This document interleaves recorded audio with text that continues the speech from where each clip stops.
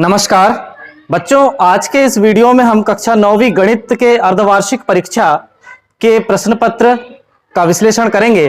तो चलिए शुरू करते हैं। सही विकल्प का चयन कीजिए। पहला प्रश्न था सही विकल्प का चयन कीजिए और इसमें पहला प्रश्न है, पहले का पहला, मूल बिंदु के निर्देशांक होते हैं। तो मूल बिंदु के निर्देशांक क्या होते हैं? 0 0। ऑप्शन नंबर स यहां पर सही है। रैखिक बहुपद की घात है।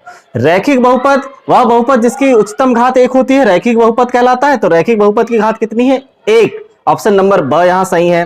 फिर थर्ड नंबर में है, एक परिमेय संख्या तथा एक अपरिमेय संख्या का योगफल या अंतर एक संख्या होती है। एक परिमेय संख्या और एक अपरिमेय संख्या को हम चाहे जोड़ें चाहे घटाएं, हमेशा एक अपरिमेय संख्या प्राप्त होगी। तो ऑप्शन नंबर स यहां पर सही है। रैखिक समीकरण y बराबर 3x धन 5। तो y बराबर 3x धन 5 क्या है? x के हम अलग अलग मान रखते जाएंगे और y के मान प्राप्त होते जाएंगे। x के अनंत मान रखते जाएंगे, y के अनंत मान प्राप्त होते जाएंगे। तो यहां पर हम बोलेंगे अपरिमित रूप से अनेक हल होंगे। पांचवा नंबर है, किसी त्रिभुज के तीनों अंतःकोणों का योग होता है। त्रिभुज के तीनों अंतःकोणों का योग 180 अंश होता है। ऑप्शन नंबर अ यहां सही है। और छठवा है, शून्य बहुपद की घात होती है। शून्य बहुपद की घात परिभाषित नहीं है, तो ऑप्शन नंबर द है कि परिभाषित नहीं है। चलिए समझते हैं प्रश्न क्रमांक 2। रिक्त स्थानों की पूर्ति कीजिए। बहुपद x धन 4 का शून्य क्या होगा? x धन 4 को हम शून्य के बराबर ले लेंगे तो x बराबर हो जाएगा ऋण 4।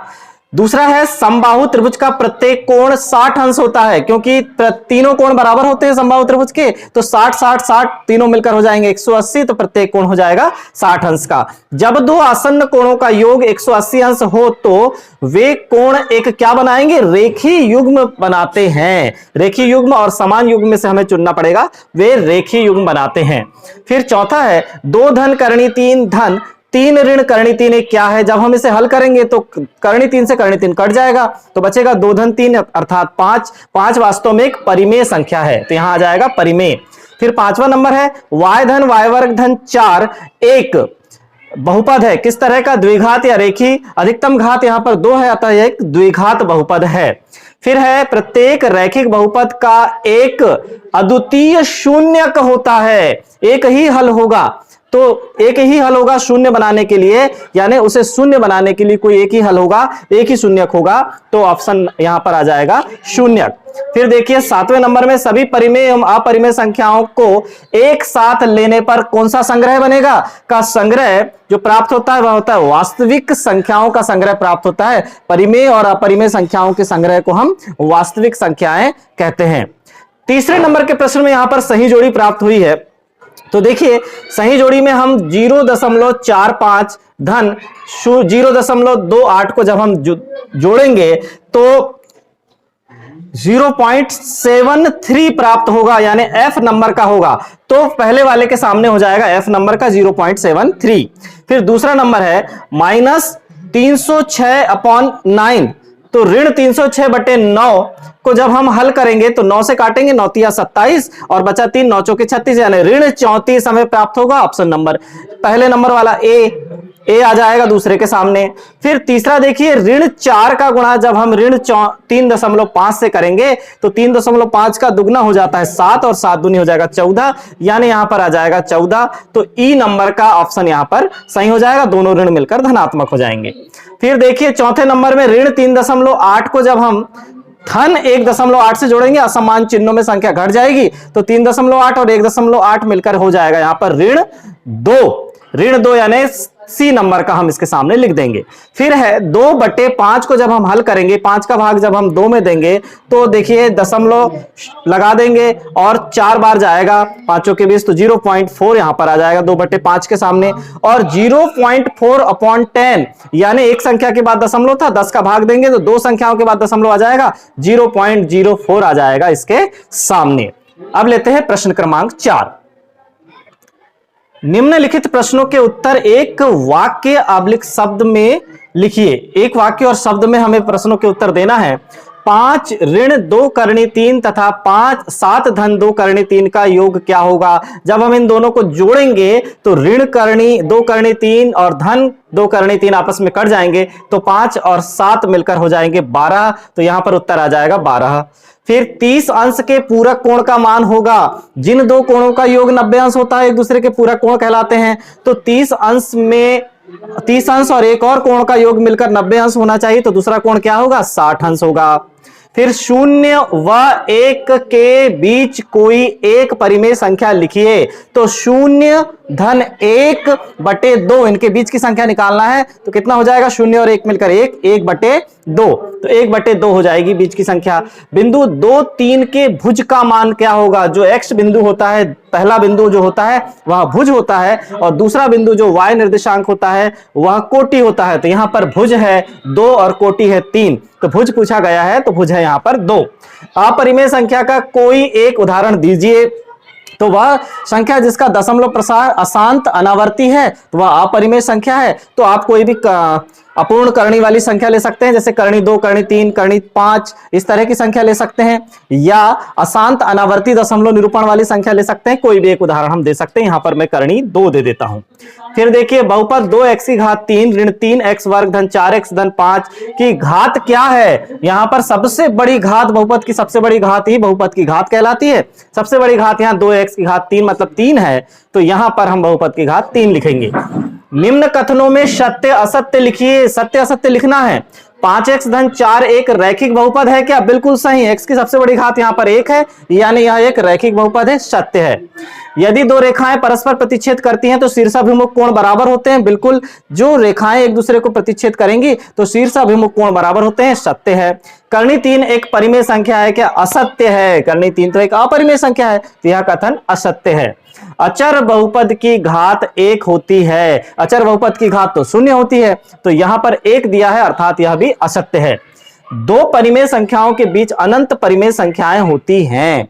दो परिमेय संख्याएं हैं, उनके बीच में अनंत परिमेय संख्याएं होती हैं, बिल्कुल सत्य है। प्रत्येक पूर्णांक संख्या एक परिमेय संख्या होती है, बिल्कुल सही है। पूर्णांक संख्या परिमेय संख्या होती है, सत्य है। फिर प्रश्न नंबर 6 है, दी गई आकृति के छायांकित भाग को भिन्न के रूप में लिखिए।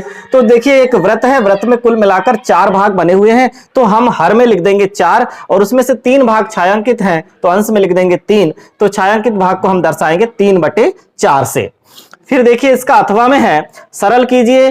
3/7 ऋण 5/7 धन 4/7। जब हम इन्हें सरल करेंगे तो तीनों के हर समान है, तो 7 का हो जाएगा 7, और अंश में हो जाएगा 3 ऋण 5 धन 4। तो देखिए 3 और 4 तो जुड़कर हो जाएंगे 7, और 7 में से जब 5 कम होगा तो बचेगा 2, तो 2/7 यहां पर आंसर प्राप्त हो जाएगा। प्रश्न क्रमांक 7 है, नीचे दिए गए प्रश्नों को हल कर बॉक्स में उत्तर दीजिए।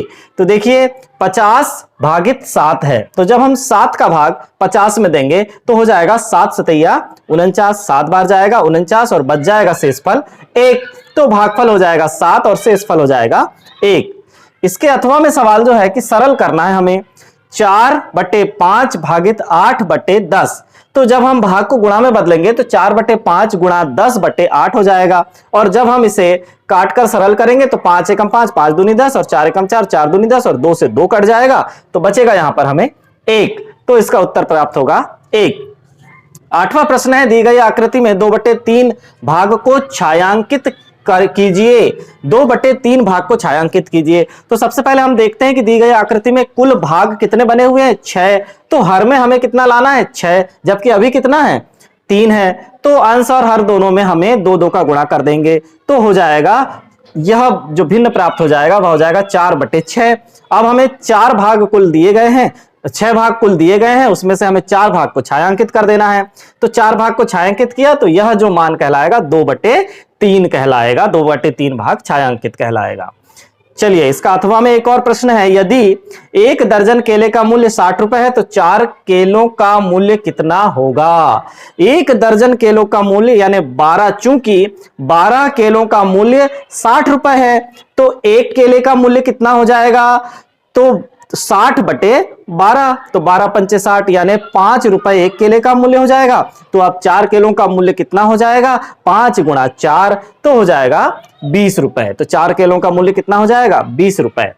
फिर देखिए 9वां प्रश्न, x बराबर 0 पर बहुपद 5x ऋण 4x वर्ग धन 3 का मान ज्ञात कीजिए। तो हम x का मान 0 रख देंगे इस बहुपद में, तो 5 गुणा 0 हो जाएगा, ऋण 4 0 की घात 2 हो जाएगा, धन 3। तो 5 गुणा 0 होने से 0 हो गया, 4 का 0 से गुणा होने से और भी 0 हो गया, केवल बचेगा कौन, 3 बचेगा। तो बहुपद का मान यहां प्राप्त हो जाएगा 3। जांच कीजिए कि 7 धन 3x बहुपद 3x की घात 3 धन 7x का एक गुणनखंड है या नहीं। तो गुणनखंड है या नहीं इसकी जांच हम यदि शेषफल प्रमेय से करेंगे तो यहाँ देखिए हम सबसे पहले शेषफल प्रमेय का प्रयोग करेंगे। तो इसमें हमें लेना होगा 7 धन 3x को 0 के बराबर, तो x का हमें प्राप्त हो, इसका शून्यक जो प्राप्त हो जाएगा 3x बराबर हो जाएगा ऋण 7 और x बराबर हो जाएगा ऋण 7/3। x बराबर ऋण 7/3 हमें इस बहुपद में रखना होगा। यदि शेषफल 0 प्राप्त हो गया तो गुणनखंड है, नहीं हुआ तो गुणनखंड नहीं है। तो चलिए हमारे पास बहुपद क्या है, बहुपद है 3x की घात 3 धन 7x। अब यहाँ पर रख देंगे मान 3, x की घात 3 यानी ऋण 7/3 की घात 3 धन 7 गुणा ऋण 7/3। तो यहाँ पर हो जाएगा सीधे 3 गुणा ऋणात्मक की घात 3 है इसलिए ऋण ही आएगा। तो 7 7 49 और 9 7 63 की 3 हासिल का 6 और 7 चौके 28 29 30 31 32 33 34। तो यहाँ पर हो जाएगा, ये हो गया 7 की घात 3 यानी 343, 3 की घात 3 यानी 27। अब यहाँ पर हम देखिए धन और ऋण का गुणा है तो यहाँ ऋण कर देंगे, 7 7 49/3 हो गया। अब यहाँ पर देखिए 3 से 27, ये देखिए ये कट गया 9 बार। अब दोनों के हर हम समान करने के लिए यहाँ पर भी हमें ऊपर नीचे 3 3 का गुणा कर देते हैं, तो 9 दोनों के हर में आ गया, ऋण 343/9 और ऋण फिर 9 × 27 की 7 हासिल का 2 3 4 12 13 14/9। तो यहाँ पर देखिए क्या हो जाएगा, दोनों के हर समान हो जाएंगे 7 और फिर यहाँ पर हो जाएगा ऋण 490। तो ऋण 400/9 वास्तव में शेषफल 0 के बराबर है क्या, नहीं है। चूंकि शेषफल 0 प्राप्त नहीं है अतः बहुपद 7 धन 3x बहुपद का गुणनखंड नहीं है। अब देखते हैं 10वां प्रश्न है 8 करणी 15 को 2 करणी 3 से भाग दीजिए। तो देखिए 8 करणी 15 बटे 2 करणी 3 हमने लिख दिया। अब 8 करणी 15 को हम लिख सकते हैं 8 गुणा करणी 3 गुणा करणी 5 और 2 करणी 3 को क्या लिख सकते हैं 2 गुणा करणी 3। तो करणी 3 से करणी 3 कट जाएगा, 2 से 8 4 बार कट जाएगा, तो बचेगा 4 करणी 5, 4 करणी 5 प्राप्त होगा। इसके अथवा में देखिए है, सरल कीजिए 6 करणी 5 गुणा 2 करणी 5। तो 6 सबसे पहले हम देखते हैं कि 6 का गुणा 2 से करेंगे तो 6 दूनी 12 हो जाएगा, और करणी 5 का जब करणी 5 से गुणा करेंगे तो 5 हो जाएगा। तो 12 गुणा 5 प्राप्त हुआ, 12 गुणा 5 यानी 12 पंचे 60 हमें प्राप्त होता है। 11वां प्रश्न है यदि किसी त्रिभुज के 2 कोण 60 अंश और 45 अंश हो तो तीसरा कोण ज्ञात कीजिए। हम जानते हैं कि त्रिभुज के तीनों कोणों का योग 180 अंश होता है, तो 60 और 45 मिलकर होगा 105। तो जब हम 105 अंश को 180 में से घटा देंगे तो हमें प्राप्त हो जाएगा 75 अंश, यानी तीसरा कोण 75 अंश होगा।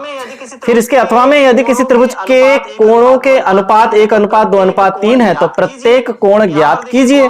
यहां पर देखिए कोणों के अनुपात क्या दिए हुए हैं 1:2:3।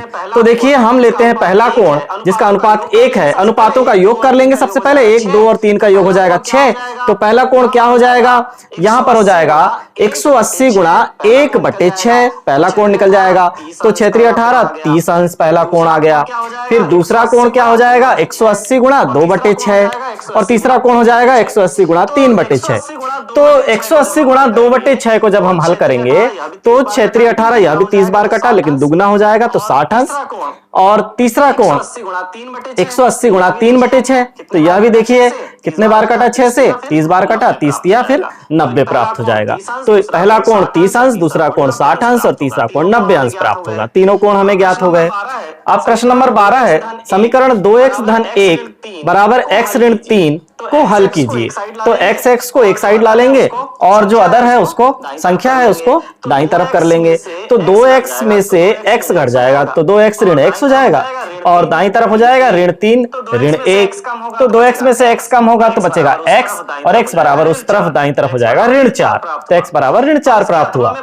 अब इसके अथवा में प्रश्न है कि फ़ारेनहाइट को सेल्सियस में रूपांतरित करने वाला समीकरण तो दिया गया है, f बराबर 9/5c प्लस 32, ये हमें दिया गया है। तो जब दिया है कि यदि तापमान 95 फ़ारेनहाइट है तो सेल्सियस में तापमान क्या होगा, तो फ़ारेनहाइट के स्थान पर हमें क्या लिखना पड़ेगा, 95 लिखना पड़ेगा। तो देखिए लिख दिया मैंने 95 बराबर 9/5c धन 32। तो देखिए सबसे पहले पक्षांतर 32 का हो जाएगा तो 95 ऋण 32 बराबर 9/5c हो गया। तो 95 में से जब हम 32 घटाएंगे तो 63 बचेगा, 63 बराबर 9/5c हो गया। अब हम 5 का भी गुणा कर देंगे तो 63 गुणा 5 और 9 का भी कर देंगे बटे 9। तो हमें 9 से जब हम 63 को काटेंगे तो देखिए और 5 का जब हम गुणा कर देंगे तो 9 7 हो गया 63 गुणा 5 तो 7/35। तो 35 डिग्री सेल्सियस हमें यहां पर उत्तर प्राप्त हो जाएगा। अब देखिए प्रश्न नंबर 13 है, निम्नलिखित संख्याओं में परिमेय अपरिमेय संख्याएं ज्ञात कीजिए। 2 ऋण 3 करणी 5, क्योंकि करणी 5 एक अपरिमेय संख्या है तो 2 ऋण 3 करणी 5 भी एक अपरिमेय संख्या होगी। फिर देखिए दूसरे में देखिए 3 करणी 7 बटे 7 करणी 7। तो देखिए अंश में भी करणी 7 है, हर में भी करणी 7 है, करणी 7 से करणी 7 जब कट जाएगा तो सरलतम रूप हमें प्राप्त होगा 3/7। वास्तव में इसमें कोई करणी नहीं है, अतः 3/7 एक परिमेय संख्या है। फिर देखिए अथवा में क्या लिखा है, सरल कीजिए करणी 5 ऋण करणी 3, पहले कोष्टक में और दूसरे कोष्टक में है करणी 5 धन करणी 3। तो एक कोष्टक में हो गया ए ऋण भी, दूसरे कोष्टक में ए धन भी। जब हम हल करेंगे तो करणी 5 का भी वर्ग हो जाएगा, ऋण करणी 3 का भी वर्ग। तो करणी 5 का वर्ग हो जाएगा 5 और करणी 3 का वर्ग हो जाएगा 3, 5 ऋण 3 प्राप्त हो जाएगा 2। प्रश्न नंबर 14 देखिए, सीधे गुणा ना करके 94 गुणा 106 का मान ज्ञात कीजिए। 94 गुणा 106 तो हम इसे 100 के रूप में, 100 के बंडल के रूप में कैसे लिखेंगे, तो 94 को हम लिखेंगे 100 ऋण 6 और 106 को क्या लिखेंगे 100 धन 6। तो एक कोष्टक में हो गया 100 ऋण 6, दूसरे कोष्टक में हो गया 100 धन 6। तो हमें क्या प्राप्त हो जाएगा 100 का वर्ग ऋण 6 का वर्ग। तो 100 का वर्ग हो गया 10,000 ऋण 6 का वर्ग हो गया 36। तो 10,000 में से जब हम 36 घटाएंगे तो 9,964 प्राप्त हो जाएगा। इसके अथवा में है 2 क्यूब माइनस 3p पूरे का स्क्वायर का प्रसार हमें करना है। तो हो जाएगा a ऋण b पूरे का वर्ग वाला हमें यहाँ पर फार्मूला या सर्वसमीका लगा देना है। तो हो जाएगा 2 क्यू का स्क्वायर प्लस 3 क्यू का square minus 2 into 3 Q into 3p। तो जब हम इसे हल करेंगे तो 2 क्यू का स्क्वायर हो जाएगा 4 क्यू स्क्वायर, 3 क्यू का स्क्वायर हो जाएगा 3p का स्क्वायर हो जाएगा 9p स्क्वायर ऋण फिर 3 दूनी 6 दूनी 12p क्यू प्राप्त हो जाएगा। तो कुल उत्तर हो जाएगा 4q वर्ग धन 9p वर्ग ऋण 12p क्यू। प्रश्न नंबर 15 है, कार्तीय तल में किसी बिंदु की स्थिति निर्धारित करने वाली क्षैतिज और ऊर्ध्वाधर रेखाओं के नाम लिखिए। तो कार्तीय तल में किसी बिंदु की स्थिति निर्धारित करने वाली क्षैतिज रेखाएं, आड़ी रेखाओं को हम कहते हैं एक्स अक्ष और ऊर्ध्वाधर रेखाओं को हम कहते हैं वाई अक्ष। तो क्षैतिज रेखाओं का नाम हो जाएगा एक्स अक्ष और ऊर्ध्वाधर रेखा का नाम हो जाएगा वाई अक्ष। तो देखिए अब इसका अथवा में क्या हो जाएगा, यदि 4 ऋण 5 एक्स वाई है तो एक्स व वाई के मान लिखिए। 4 ऋण 5 की तुलना एक्स वाई से करना है तो पहला वाला मान एक्स का होगा तो एक्स बराबर हो जाएगा 4 और दूसरा वाला मान वाई का होगा तो वाई बराबर हो जाएगा ऋण 5। एक्स बराबर 4 व वाई बराबर ऋण 5। फिर देखिए प्रश्न नंबर 16 है, सरल कीजिए 2 की घात 2/3 गुणा 2 की घात 4/3। तो यहां पर देखिए आधार समान है, दोनों के आधार कितने हैं 2 हैं। तो हो जाएगा आधार समान होने पर गुणा में घातें जुड़ जाती हैं। तो 2 की घात 2/3 धन 4/3 हो जाएगी। तो देखिए दोनों के हर समान है 3 3, तो 2 की घात हर में तो 3 हो जाएगा और अंश में हो जाएगा 2 धन 4 मिलकर हो जाएगा 6 और 6 को जब हम 3 से काटेंगे तो घात हो जाएगी 2 की घात 2 मतलब 4। तो यहां पर उत्तर प्राप्त हो जाएगा 4। अब लेते हैं 16 का अथवा। तो प्रश्न है 125 की घात 1/3 को सरल कीजिए। तो 125 को हम क्या लिख सकते हैं, 5 गुणा 5 गुणा 5 यानी 5 की घात 3। 5 की घात 3 और पूरे की घात हो गई 1/3। तो x की घात m और पूरे की घात n जब होती है तो घातांक का नियम होता है कि x की घात m गुणा n हो जाता है। तो हो जाएगा यहां पर 5 की घात 3 गुणा 1/3। तो अंश के 3 से हर का 3 जब कट जाएगा तो बचेगा 5 की घात 1, 5 की घात 1 अर्थात 5। प्रश्न नंबर 17 है 3 व 4 के बीच 3 परिमेय संख्याएं ज्ञात कीजिए। तो किन्हीं भी दो परिमेय संख्याओं के बीच यदि हमें अधिक परिमेय संख्याएं ज्ञात करना हो तो हम लिख देते हैं सबसे पहले 3 और फिर उनके बीच की संख्याएं लिख देते हैं x1, x2, x3 और अंत में लिख देते हैं 4। फिर देखिए 3 के बटे में कुछ नहीं है तो 1 कर दिया, 4 के बटे में भी कुछ नहीं है तो 1 कर दिया। फिर हमें चूंकि 3 परिमेय संख्याएं ज्ञात करना है इसलिए दोनों के देखिए हम दोनों में 4/4 का गुणा कर देंगे। तो 3/1 में 4/4 का गुणा किया और 4/1 में भी 4/4 का गुणा किया तो हो गया 12/4। देखिए 3 चौ हो गया 12, 12/4। तो उसके बाद की संख्या क्या हो जाएगी 13/4, फिर 14/4, फिर 15/4 और अंत में है 16/4। तो 12/4 तो 3 है और 16/4 4 है। तो इनके बीच की परिमेय संख्या हो गई 13/4, 14/4 और 15/4। अब लेते हैं हम प्रश्न नंबर 17 का अथवा 1/2 करणी 3 के हर का परिमेयकरण कीजिए। तो हम देखते हैं कि हर में अपरिमेय संख्या कौन है, करणी 3 है। तो उस करणी 3 का अंश और हर दोनों में गुणा कर देंगे तो हो जाएगा 1/2 करणी 3 गुणा अंश में भी हो जाएगा करणी 3, हर में भी हो जाएगा करणी 3। तो अंश का करणी 3 का जब 1 से गुणा होगा तो करणी 3 ही रह जाएगा। लेकिन हर के 2 करणी 3 का जब करणी 3 से गुणा होगा तो 2 गुणा 3 हो जाएगा। तो हो जाएगा करणी 3/6, करणी 3/6। अब है प्रश्न नंबर 18 बिंदु ऋण 2 4, 3 ऋण 1 व ऋण 2 ऋण 4 किस चतुर्थांश में स्थित है लिखिए। तो सबसे पहले देखिए ऋण 2 4, ऋण 2 यानी x का मान, x अक्ष का मान हो गया ऋणात्मक और y का मान हो गया धनात्मक। तो हो जाएगा द्वितीय चतुर्थांश। फिर है यहां पर 3 ऋण 1 यानी x का मान धनात्मक किंतु y का मान ऋणात्मक, तो चतुर्थ चतुर्थांश है ये। और फिर है ऋण 2 ऋण 4 दोनों मान यदि ऋणात्मक होते हैं तो तृतीय चतुर्थांश होता है। तो हमें याद रखना है कि दोनों मान धनात्मक है तो प्रथम चतुर्थांश, पहला मान ऋणात्मक किंतु दूसरा धनात्मक है तो द्वितीय चतुर्थांश, दोनों ऋणात्मक है तो तृतीय चतुर्थांश और पहला मान धनात्मक किंतु दूसरा मान ऋणात्मक है तो यह होता है चतुर्थ चतुर्थांश। चलिए अब है प्रश्न अगला इसका अथवा यदि बिंदु 3 4 समीकरण 3y बराबर ax धन 7 से निरूपित रेखा पर स्थित है तो a का मान ज्ञात कीजिए। यदि रेखा पर बिंदु 3 4 स्थित है तो x के स्थान पर हम 3 रख सकते हैं और y के स्थान पर 4 रख सकते हैं। तो x के स्थान पर जब हम 3 रख देंगे और y के स्थान पर 4 रख देंगे तो हो जाएगा 3 गुणा 4 बराबर a गुणा 3 धन 7। तो हो जाएगा 12 बराबर 3a धन 7। तो 3a बराबर हो जाएगा 12 ऋण 7 और 12 ऋण 7 यानी a बराबर हो जाएगा 5/3। अब देखिए प्रश्न नंबर 19 AB एक रेखाखंड है और रेखा L इसका लंब समद्विभाजक है। यदि L पर स्थित P कोई बिंदु है तो दर्शाइए कि P बिंदु A और B से समदूरस्थ है। तो ले लेते हैं, सबसे पहले हमने लिया AB एक रेखाखंड ले लिया, इसका लंब समद्विभाजक भी हमने खींच दिया जो कि रेखा L है और इस पर हमने एक बिंदु P ले लिया। ये ले देखिए बिंदु P ले लिया। तो हम ये देख रहे हैं कि जब हम AP और BP को मिला रहे हैं तो हमें यह सिद्ध करना है कि AP बराबर BP।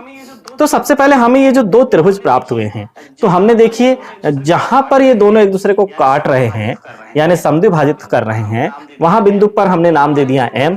तो हमारे दो त्रिभुज बनकर तैयार हो गए। पहला त्रिभुज है AMP और दूसरा त्रिभुज है BMP।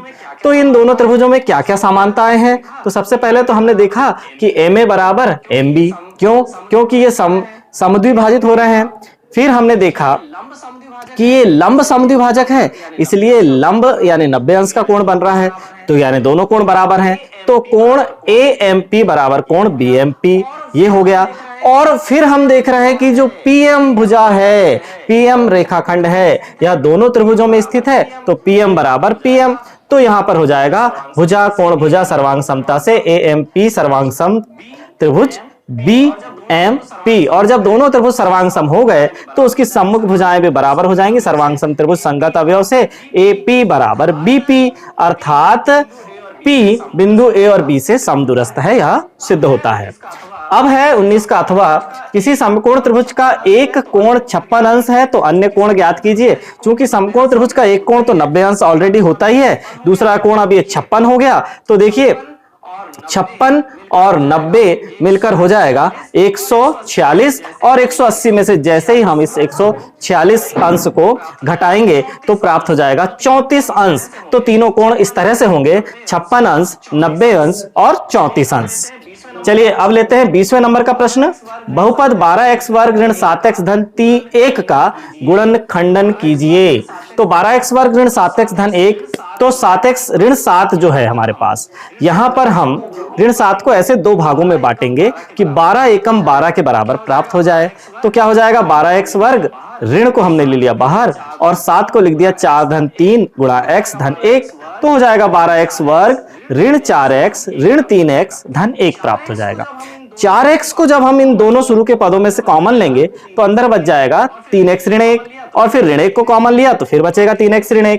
तो 3x ऋण 1 पहले कोष्टक में और दूसरे कोष्टक में हमने जब 3x ऋण 1 को कॉमन ले लिया तो दूसरे कोष्टक में प्राप्त हो जाएगा 4x - 1 यानी 4x ऋण 1। तो हमें गुणनखंड ही करने के लिए कहा गया था, तो 12x वर्ग ऋण 7x धन 1 के गुणनखंड होंगे 3x ऋण 1 गुणा 4x ऋण 1। प्रश्न 20 का अथवा, 104 की घात 3 का मान ज्ञात करना है।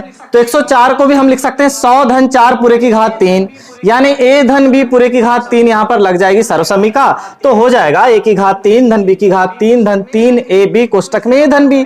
तो इसे हम हल करेंगे तो क्या हो जाएगा, 100 की घात 3 धन 4 की घात 3 धन 3 गुणा 100 गुणा 4 कोष्टक में 100 धन 4। तो इसे हल जब करेंगे तो हो जाएगा, यहां पर 100 की घात 3 यानी 1 के बाद 2 शून्य है तो 3 घात में 6 शून्य हो जाएंगे, तो 10 लाख हो जाएगा। फिर 4 की घात 3 यानी 64, और 3ab यानी 4 × 1200 गुणा 100 धन 4 हो गया 104।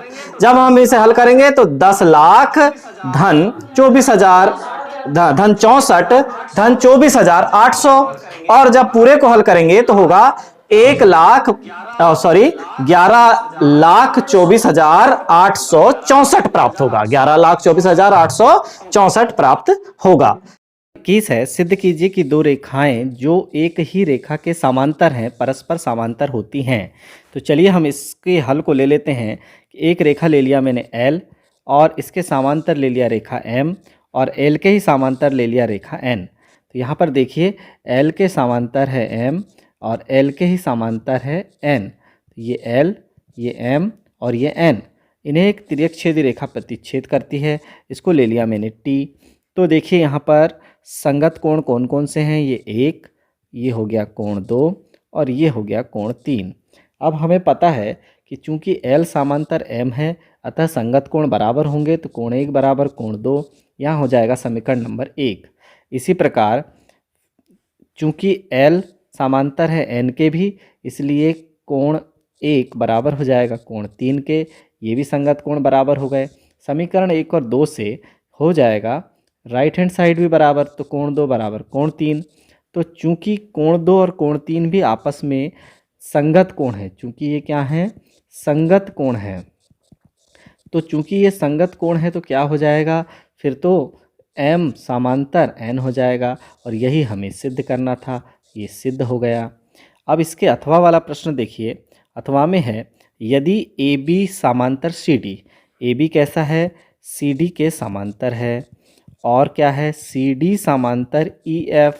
तो हम देख रहे हैं कि ये CD जो है AB के भी समांतर है और CD EF के भी समांतर है, तो अभी हमने देखा, तो ये आपस में AB और EF भी समांतर होंगे, AB और EF भी समांतर होंगे। आगे बढ़ते हैं कि Y अनुपात Z, ये देखिए आकृति दी गई है, ये यहाँ पर Y अनुपात Z का मान कितना दिया हुआ है, Y अनुपात Z का मान दिया हुआ है 3:7। तो इसे हम ले लेंगे, Y बराबर हो जाएगा 3 के और Z बराबर हो जाएगा 7 के। अब हम देखते हैं कि यहाँ पर AB और CD चूँकि समांतर हैं, तो समांतर रेखाओं के अंतःकोण संपूरक होते हैं। हम देख लेते हैं कोण x धन कोण y बराबर कितना हो जाएगा 180 अंश। इसको दे देते हैं समीकरण नंबर 1। अब हम ये देख रहे हैं कि चूंकि AB और EF भी तो समांतर है ना, तो इनके एकांतर अंतःकोण कैसे हो जाएंगे, बराबर हो जाएंगे। तो यहाँ पर हो जाएगा कोण x वास्तव में किसके बराबर हो जाएगा, कोण z के बराबर हो जाएगा, क्योंकि AB समांतर EF है। तो ये जब बराबर हो जाएगा तो समीकरण 1 में मान रख देंगे तो क्या हो जाएगा, अब हो जाएगा कोण z धन कोण y दोनों का योग हो जाएगा 180 अंश। तो कोण z का मान कितना है, कोण z का मान कितना है 7 के, कोण y का मान कितना है 3 के, दोनों का योग हो गया 180 अंश। तो k बराबर कितना हो जाएगा 180/10 यानी 18 अंश। जब हमें k का मान 18 अंश प्राप्त हो गया और x z के बराबर है तो x का मान कितना हो जाएगा 7 के अर्थात 7 गुणा 18, तो 18 सत्ते हो जाएगा 126 अंश। तो यहाँ पर उत्तर हमें क्या प्राप्त हो जाएगा 126 अंश। प्रश्न नंबर 22 है, बहुपद x धन 1 बहुपद x वर्ग धन x धन k का गुणनखंड है तो k का मान ज्ञात कीजिए। गुणनखंड यदि है तो हम देखेंगे कि x धन 1 से बहुपद पूर्णतः विभाजित है, अर्थात x धन 1 बराबर 0। तो x बराबर ऋण 1, x बराबर क्या प्राप्त हो जाएगा, ऋण 1 रखने पर इस बहुपद का मान 0 प्राप्त होगा।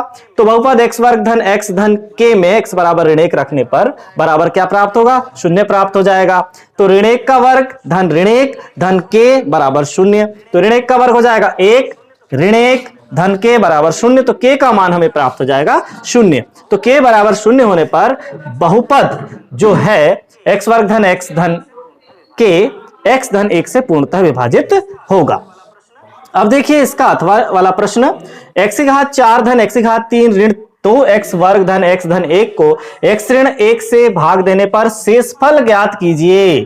तो शेषफल हमें ज्ञात करने के लिए क्या करना होगा, सबसे पहले x बराबर x ऋण 1 को हम 0 के बराबर ले लेंगे। तो x बराबर 1 रखने पर x बराबर हम क्या रख देंगे, 1 रख देंगे। तो हमें क्या प्राप्त हो जाएगा शेषफल प्रमेय से,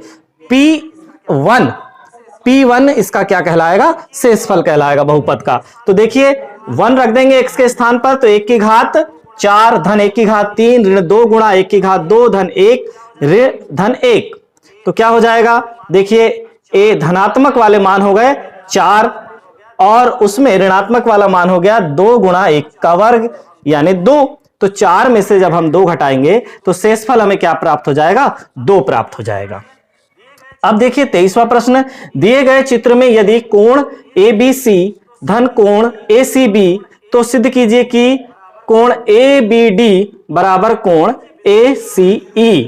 तो देखिए बिंदु B और बिंदु C दोनों रेखीय युग्म निर्मित कर रहे हैं, तो इनके जो कोण बने हुए हैं ABD और ABC वास्तव में बराबर होंगे ACB और ACE के, क्योंकि दोनों का योग 180 अंश होता है। तो इन दोनों को जब हम बराबर कर देंगे, चूंकि हमें क्या दिया है, हमें दिया हुआ है कि कोण ABC कोण ACB के बराबर है, तो ACB के स्थान पर भी हम ABC लिख देंगे। तो कोण ABC से कोण ABC कट जाएगा, तो कोण ABD बराबर कोण ACE प्राप्त होगा। यही हमें सिद्ध करना था।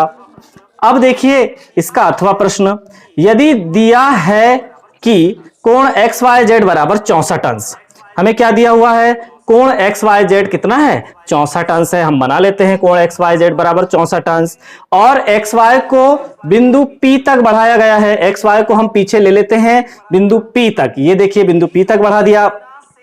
दी हुई सूचना से एक आकृति खींचिए, खींच दिया। यदि किरण YQ कोण ZYP को समद्विभाजित करती है, किरण हम YQ खींचते हैं जो ZYP को समद्विभाजित करती है, तो कोण XYQ का मान ज्ञात कीजिए। चूंकि ये समद्विभाजित कर रही है यानी दोनों जो कोण बनेंगे हम उनको K मान लेते हैं। पहला कोण भी हो गया K, दूसरा कोण भी हो गया K।